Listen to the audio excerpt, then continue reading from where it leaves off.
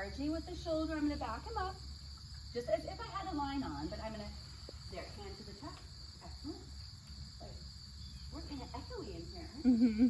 Kind of echoes different when we're over here in the center. I noticed that before. Whoop, oh, barging into my space, I back him up. Excellent, and I just become, like in the training phases with this, I am just repetitious, right? It's repetition. I'll repeat this for him as often as he needs it until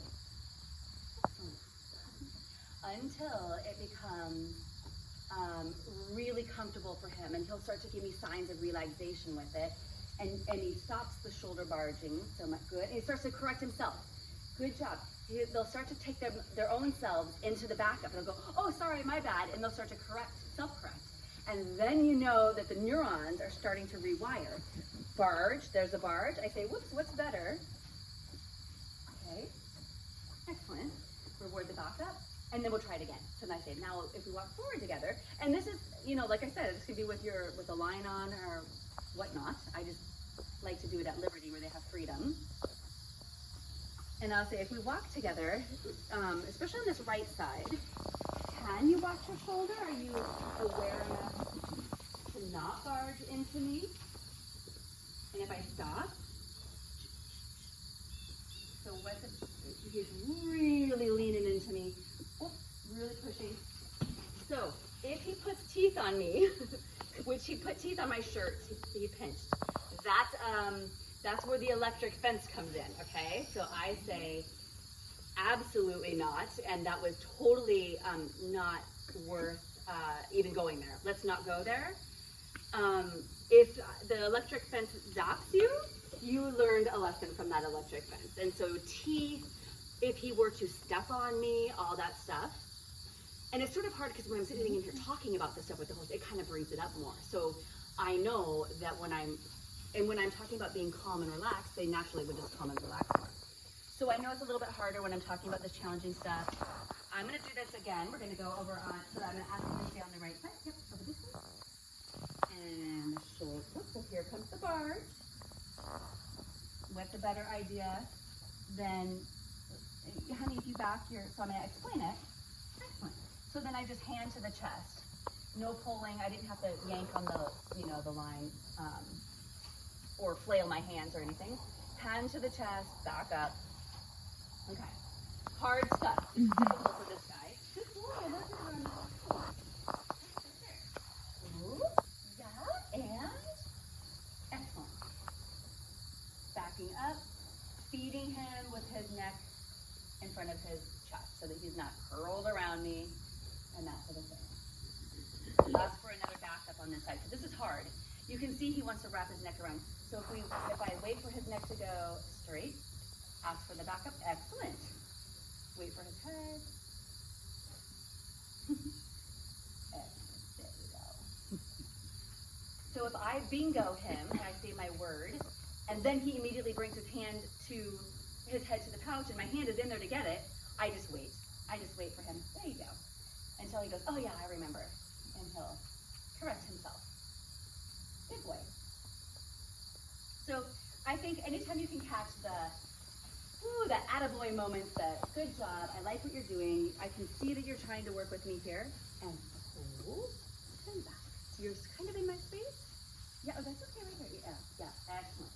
So he really gave me some space there, which is really nice. So, boundaries. For me, like I said, I don't have a ton of rules. It's boundaries. No teeth on me, no teeth on my property, my equipment, my body, my clothes, anything. You also don't barge into my space with your shoulders, being aware of where you're putting. Excellent. That little shoulder yield that he just did there was beautiful. And when I feel like you're too close, I'm going to need to be able to ask you to step out of my space and have you understand what that means. Oh, and that was almost a sigh. Almost. This boy is a challenge. This is why I wanted to show him to you guys. This is a horse that is not easy doing this kind of stuff with, and doing a lot of anything with right now. Handling him, he's just kind of a challenging little guy right now. Do you know if he's had any formal training prior to you guys getting him? he was Amish broke. Which you can still see some scars, evidence of that on his booty and across his body. I believe he had pulled carts before, and that is one of our hopes in the future for him as well. But as far as any like actual education, I don't think so. And even so, it's been so long that, you know, yeah. He was probably my guess my mare was Amish broke to begin with also.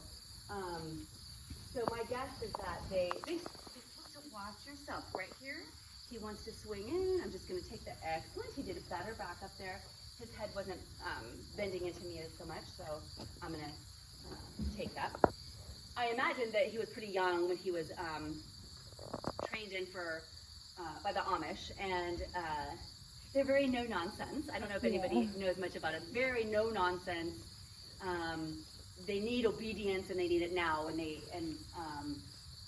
Oh, excellent with the shoulder. I like what he was trying to do right there. I don't know if you guys caught that. He moved that leg in front of. This is his footfall. It was right in front of this one. He was ready to give me space, which is gorgeous. If I can catch these things, look at there. Again, look at how he's trying to. Sorry, I just have to see when he shows me excellent. When he shows me that stuff, that shows me that he's on the right track. That was good for him on that right shoulder, so I love it. I'm gonna give him a little space. And so I think that, you know, like, and they're not educated so much on their body awareness. A lot of times they put them in stocks to do their feet. They, good job. Excellent. Good boy. So my point is they don't do a lot of like listening to the horse. And working with their brains. They just kind of need the body to do what they need them to do.